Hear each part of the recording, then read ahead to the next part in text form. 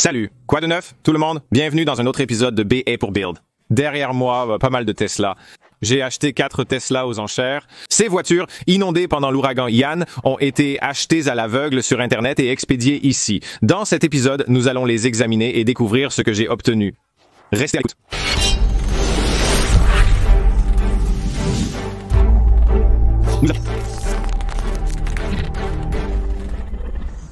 Nous avons 3 Tesla. Numéro 1, S 2018, non-performance à double moteur avec batterie de 100 kWh. Numéro 2, modèle 3 performance à double moteur avec batterie de 85 kWh. Numéro 3, modèle S, non-performance à double moteur avec batterie de 85 kWh. Je vous donnerai tous les prix à la fin pour que vous puissiez juger. La Tesla numéro 4, modèle S très ancien, est la dernière et la moins importante, avec un pack de batterie de 85 kWh, une seule unité d'entraînement et une propulsion arrière uniquement, sans performance. Généralement, chez B et pour Build, nous vous embarquons dès le début et effectuons ensemble la découverte. Cet épisode sera différent, mais chez B et pour Build, nous ne mentons jamais. Nous ne déformons jamais la vérité. Nous n'essayons pas de vous tromper sur la construction des Tesla très high-tech. Pour entrer dans ces voitures et progresser, nous avons eu besoin d'un mécanicien Tesla. Vous le savez sûrement grâce aux vidéos de Rich Rebuild et d'autres, il y a beaucoup de zones grises autour des Tesla récupérés. Pour être franc, avec 4 voitures différentes, faire plusieurs bons de travail allait être galère. J'ai donc demandé à un ami mécanicien Tesla de venir m'aider à bricoler ces voitures. Je ne pense pas qu'il ait fait quelque chose que Tesla désapprouverait, mais par précaution, je ne voulais pas le montrer à la caméra. Il m'a donc aidé à comprendre les bases de beaucoup de ces voitures. Et croyez-moi, il y a beaucoup à faire sur toutes ces voitures. Pour être honnête, hier soir, j'ai sauté dans ces voitures avec un mécanicien Tesla pour commencer à apprendre à m'en servir. Cet épisode nous a enseigné les étapes pour beaucoup de choses que nous n'avons pas encore commencé. Je vais vous guider à travers ces étapes et vous montrer nos découvertes jusqu'à présent. Débutons avec ce mauvais garçon rouge. Pour notre premier modèle S, le mécanicien m'a d'abord montré comment faire. Tous ces éléments ont été arrachés à la cour des enchères. Les fascias avant ont tous été arrachés à la cour des enchères. Il m'a simplement montré le mécanisme de verrouillage du coffre. Mettez un tournevis là-dedans, ouvrez votre coffre avant et cela nous donne accès au coffre avant. Le principal problème commun à ces voitures est la mort de la batterie 12 volts, appelée système basse tension. Il y a une batterie haute tension au milieu de la voiture et une basse tension. C'est cette dernière qui est à plat sur toutes ces voitures. Alors, ce que nous avons fait, c'est que nous avons retiré ce truc là-bas. Nous avons retiré quelques garnitures. Vous pouvez voir que nous l'avons toujours enlevé. Nous avons retiré ce truc là-bas et nous avons mis une autre batterie et cette batterie était aussi comme vraiment très basse tension. Donc, honnêtement, nous n'avons pas avancé sur cette voiture. Nous n'avions pas assez de tension pour faire grand-chose. L'écran clignotait à l'intérieur et nous n'arrivions vraiment pas à le faire fonctionner et nous avons juste supposé que je devais acheter une batterie et que nous y reviendrions. Donc, je n'ai pas acheté de batterie et nous voilà de retour. Nous allons simplement mettre une plus grande batterie de 12 volts ici, brancher des câbles de démarrage sur le positif et le négatif et espérer qu'avec plus de jus, nous aurons de meilleurs résultats. Pendant qu'Oscar met en place notre nouvelle alimentation, je voulais expliquer une chose intéressante sur ce véhicule. On me l'a vendu comme accidenté, pas inondé, il n'y a pas de marque d'eau ici, et il était dit que le dommage principal était l'accident, et il a certainement été accidenté de manière assez étrange. Cette voiture est l'une des voitures qui a une suspension à airbag. Donc, les sacs sont tous dégonflés car elle n'a pas fonctionné pendant longtemps, mais cette roue semble mystérieusement trop proche. En arrière, beaucoup de dommages dus aux accidents à l'avant et l'arrière, rien d'autre. Le reste des dommages est probablement dû au transport par chariot élévateur et à l'arrière. Il est en très bon état à l'arrière, donc il a peut-être été accidenté, puis laissé dans une cour de réparation, puis inondé. Il était certainement en Floride pendant les inondations, et c'est beaucoup de puissance.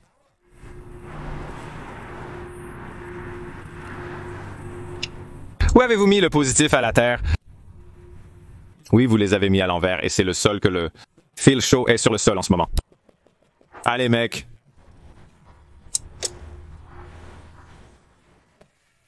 Je suis content que nous ayons capturé cela sur film. Malgré tout, nous avons observé des signes d'inondation potentielle de ce mauvais garçon, comme le filtre à air de la cabine. Les étincelles actuelles semblent inoffensives selon moi. Des étincelles amusantes. Oh, enlève-le, enlève-le, enlève-le. D'accord. Ce n'était pas un bon son. Oh zut alors! C'est le convertisseur DC-DC. Ça ne devrait pas obtenir. Est-ce que c'était vraiment? Oui! Oh, cette voiture pourrait être grillée. C'est un mystère total. La boîte là-bas est le convertisseur DC-DC, on m'a informé hier soir. Il convertit le courant continu de haute tension en courant continu de basse tension pour être utilisé pour tous les systèmes de 12 volts.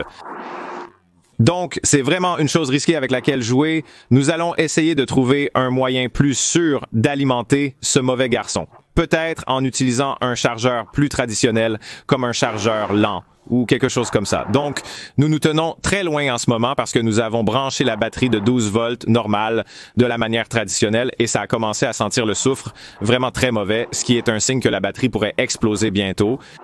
Donc, nous allons juste laisser cette voiture être pour une seconde, peut-être juste passer à autre chose. C'est une façon vraiment inattendue de commencer l'épisode. Cette chose a de sérieux problèmes de puissance. Je pense que le truc de conversion DC à DC a réellement un problème. Probablement parce qu'il a été inondé et qu'il aspire beaucoup de cette puissance de 12 volts et a un court-circuit et essaie probablement de surchauffer.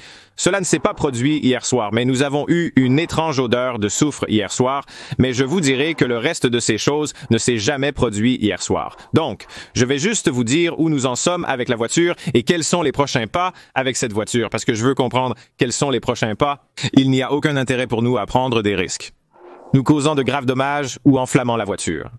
Alors, cette voiture a été achetée pour, laissez-moi vous dire le prix, cette voiture a été achetée pour 9 100 $ et il a coûté 2 000 $ pour l'expédier à la maison. Donc, en tout, nous avons investi 11 500 $ dans cette voiture et le plan de jeu a toujours été de retirer le pack de batterie et l'unité de propulsion arrière, de les utiliser dans une future construction, une future conversion en véhicule électrique et de vendre ce qui reste de la voiture aux enchères. Donc, c'est toujours été le plan de jeu et d'après ce que nous avons découvert hier soir, il semble vraiment que le pack de batterie haute tension soit en bon état sur cette voiture, mais je pense définitivement que le système de charge a quelque chose qui marche dedans.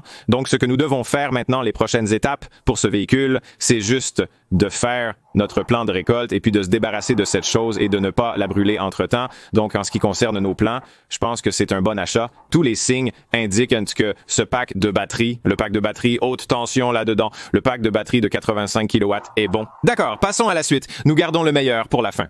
Nous passons au prochain modèle S plus merdique. Nous abordons ce véhicule de la même manière. Le fascia est arraché par la vente aux enchères. Tournevis ouvre le capot et ensuite nous allons faire la même technique de démarrage que nous avons fait dans l'autre. Maintenant, celui-ci est différent. C'est une voiture à double moteur, donc il y a un moteur juste ici. La batterie n'est pas là où vous l'avez vu. Accès, je ne sais même pas où se trouve la batterie pour y accéder, pour être tout à fait honnête avec vous. Accès, oh oui, la batterie est juste en dessous, ici, mais nous n'avions pas besoin de faire ça. Et nous allons allumer la voiture en appliquant de l'énergie juste ici et en mettant simplement à la terre le châssis. Juste là, je vais vous montrer ce qui se passe cette fois. Ne le câblez pas à l'envers et ne faites pas frire le trou. Nous ne sommes pas bons pour ajouter de l'énergie aux choses. Et quand les véhicules sont 100% électriques, wow, mince, d'accord, tu m'as un peu effrayé. L'énergie est allumée. Une fois que l'énergie est allumée, vous appuyez sur cette poignée de porte-sort et ils ouvrent la voiture parce que nous ne l'avons pas verrouillée.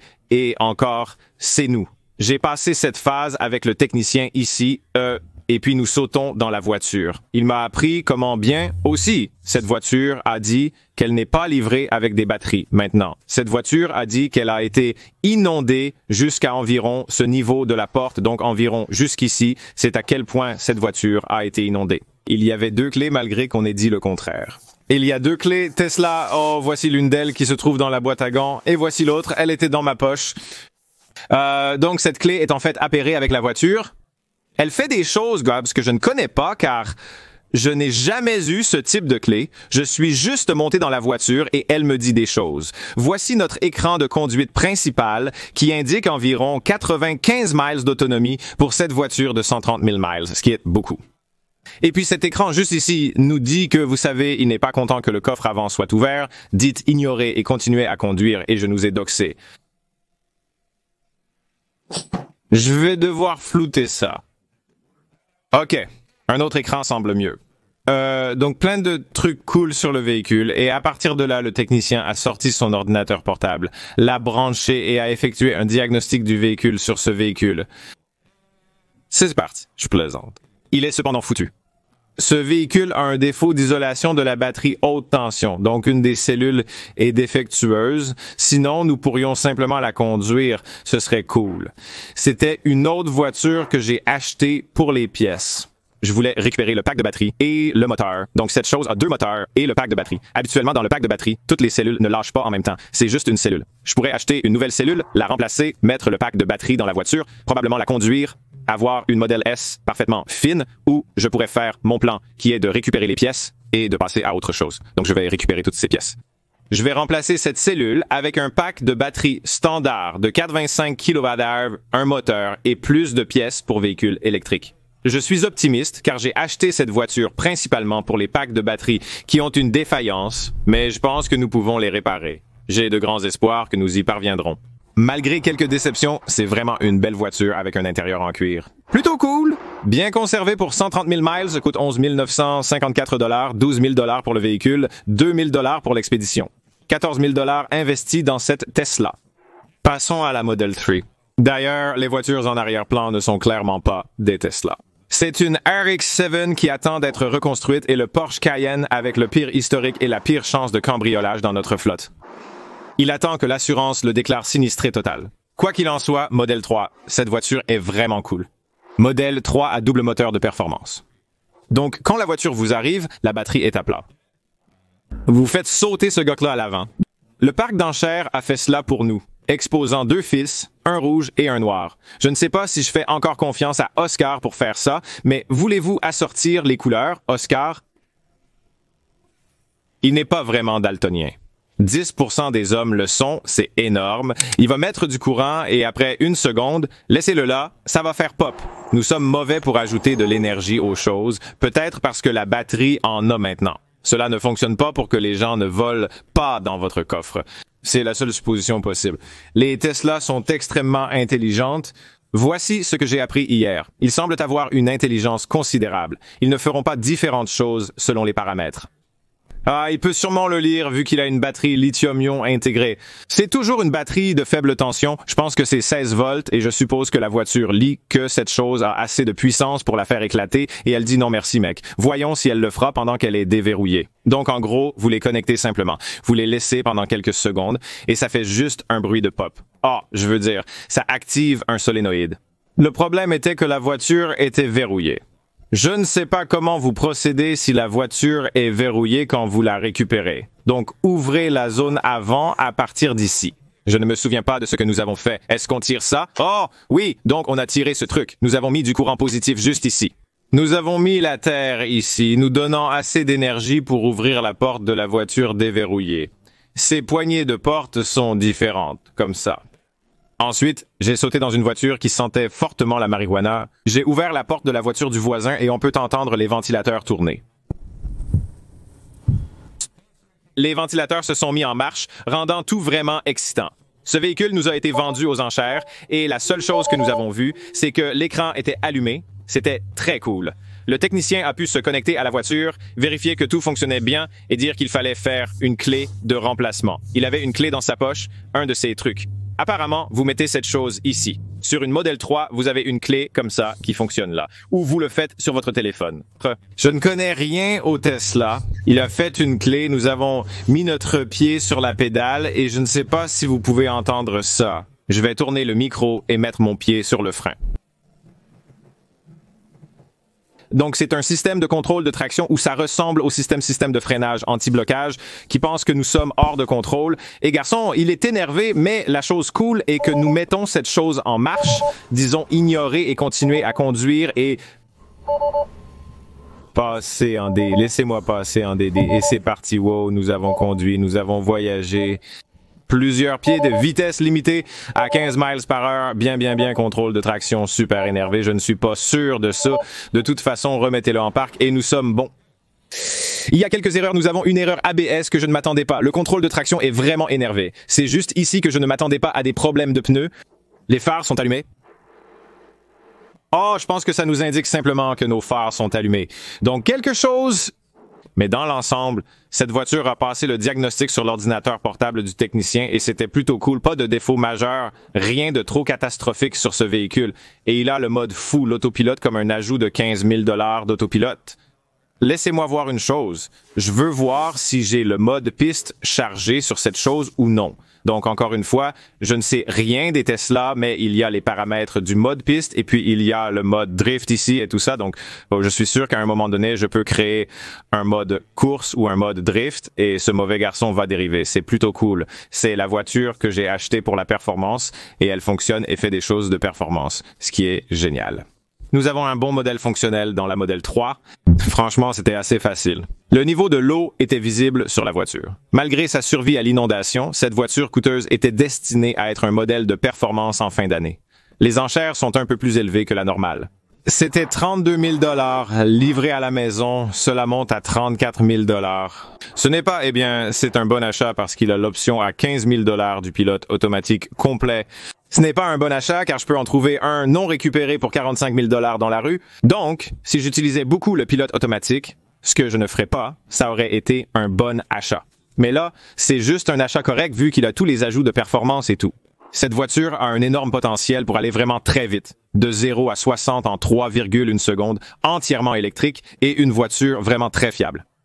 Il y a un grand potentiel pour faire des choses amusantes avec cet appareil, que vous verrez certainement plus souvent sur la chaîne, comme vous le ferez avec tous ceux-ci, parce que nous devons faire quelque chose avec eux. Et enfin, nous passons à notre dernier modèle, car c'est un moteur double avec une batterie de 100 kWh. Et celui-ci n'a été absolument pas touché. La raison est que nous avons essayé d'ouvrir le coffre avant, en tirant sur ce truc, sans succès. Ensuite, nous avons tiré sur l'autre élément ici, et il s'est détaché, comme vous pouvez le voir par terre. Alors, ce que nous avons fait, c'est que nous avons décidé de réfléchir un peu et de voir si quelqu'un dans la communauté Tesla connaissait une autre façon d'ouvrir ce coffre avant. Et il s'avère qu'il y a une meilleure façon que ce que nous allions faire, qui est de couper la roue et de faire un trou dedans. Donc, la carrosserie de cette voiture est vraiment très belle. J'aime vraiment la couleur de la peinture. J'aime vraiment son apparence, donc je ne voulais pas la gâcher. Il s'avère que voici l'astuce. C'est du plastique juste ici à l'arrière et si vous allez juste à gauche du symbole Tesla dans cette zone en plastique, percez un trou et cela vous donnera accès à ce loquet. Ensuite, nous retournerons le loquet sur le tournevis et nous ouvrirons le coffre avant. Donc, comment entrer par effraction dans une Tesla? Leçon 101. Oscar a une tournevis. Faisons-le.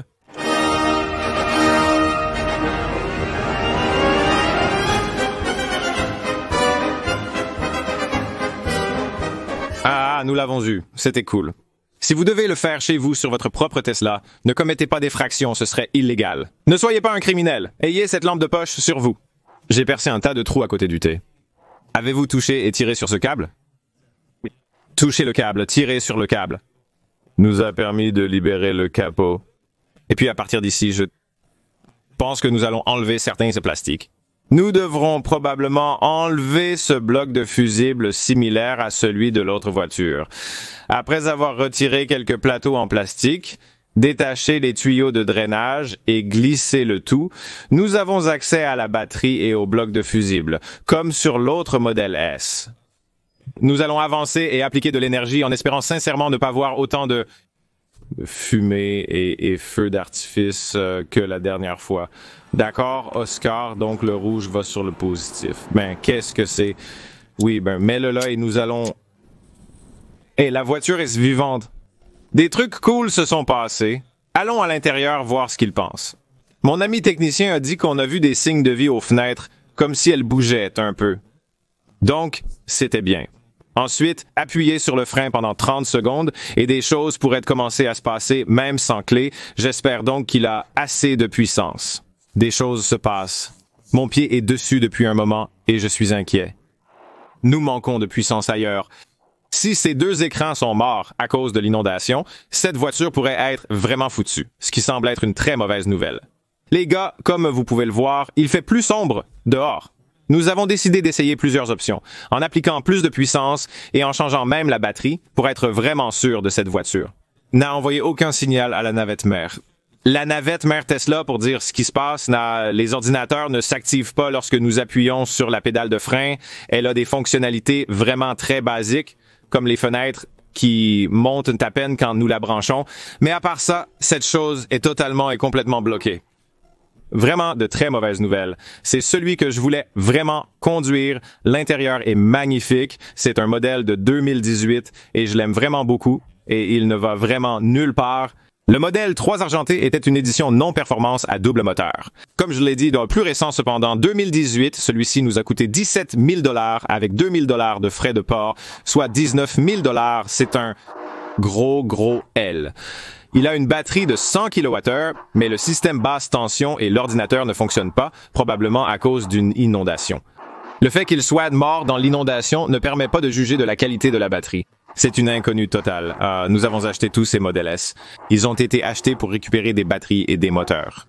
Nous vous informerons sur ce pack de batteries une fois extrait du véhicule, dans un prochain épisode de la série. Nous progressons bien pour finaliser l'accord de notre très grand atelier, ou plutôt pour le mettre en place. Donc une fois que nous serons dans cet atelier, alors nous pourrons terminer comme le traitement de tous les modèles S et le modèle 3, c'est la seule bonne nouvelle ici, c'est que celui que nous voulions vraiment pouvoir conduire peut réellement conduire. C'est génial. Une partie de la raison pour laquelle je voulais faire cela est parce que je voulais m'impliquer un peu plus dans le marché des véhicules électriques. Je voulais faire quelques conversions de véhicules électriques cette année et je voulais obtenir des pièces. Donc vraiment, nous étions juste à la recherche de packs et de moteurs. Toute cette histoire, ce voyage ne sera pas terminé jusqu'à ce que nous récoltions les dos de ces voitures, voir dans quel état ils sont, obtenir les moteurs et ensuite vendre le reste du véhicule et voir quoi. Parce que ces véhicules ont des pièces de carrosserie incroyables et des choses comme des phares et des feux arrière et des roues et des freins et juste tellement de bonnes choses. Encore dans ces véhicules, c'est complètement bon après les inondations. Et cela nous racontera toute l'histoire, mais je voulais aussi, juste comme pour vous les gars, vous devez savoir quel genre d'informations consommateurs devriez-vous acheter un Tesla récupéré? Je peux vous dire celui-ci qui a été marqué non réparable par Tesla, donc si vous appelez et demandez à un technicien Tesla de venir vous aider, ils ne peuvent pas toucher ce véhicule. Celui-ci, ce n'est pas le cas. Ils peuvent manipuler celui-là. Je doute des deux autres. Dans l'ensemble, je dirais simplement de ne pas le faire. Comme avec les voitures inondées en général, à l'époque, nous avions d'excellentes affaires sur ces véhicules. J'ai acheté une Subaru Hawkeye World Rally Experimental, Subaru Technica International en 2019 et j'ai eu cette voiture pour 3 000 $ et nous avons fait un travail de base très basique dessus. C'était un investissement très peu risqué avec un travail de base. Nous l'avons fait marcher en une semaine. C'était vraiment solide. Et donc, c'est un exemple de comment les voitures bon marché allaient, qui étaient inondées à l'époque. J'ai vu des voitures exotiques dans les inondations en Floride. J'ai exploré les Tesla et d'autres options. C'est comme les vannes de conversion et diverses choses intéressantes. Et mon Dieu, ces voitures se vendent à un prix presque comme si elles n'avaient pas été inondées. Des voitures avec des titres de certificat de destruction que vous ne pourrez jamais conduire à nouveau dans la rue. Elles se vendent comme si elles n'avaient pas ce mauvais titre. Ces voitures se vendent à des prix radicalement élevés pour une raison inconnue. Donc, mon avis, si vous voulez acheter une Tesla d'épave et que vous voulez faire une bonne affaire, vous allez devoir faire beaucoup de chasse. Et si vous voulez vraiment le faire à travers les ventes aux enchères d'épaves et non l'acheter d'occasion pour économiser ces 10 000 $ que nous avons économisés ici, ce que je dirais que vous devriez probablement faire est de chercher une qui a été dans un accident léger avec juste des dommages corporels. Donc, elle est toujours marquée comme fonctionne et conduite par la compagnie d'assurance, ce qui signifie qu'elle n'a pas endommagé le pack de batterie haute tension et ensuite, vous ne faites que des réparations corporelles standards.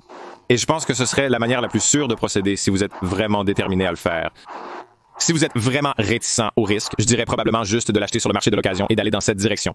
Donc, une partie de B pour Build consiste à prendre ces risques et vous faire savoir comment cela se termine à long terme. Donc, cette histoire n'est pas encore terminée parce que et si on prenait celui qu'on a acheté pour 17 000 $, qu'on récupérait les batteries et moteurs valant 15 000 $ et qu'on le revendait ensuite pour 10 000 $? Nous obtiendrions alors nos moteurs et batteries pour environ 7 000 $, ce qui est un excellent prix. C'est donc un peu comme ça que cette histoire va se dérouler.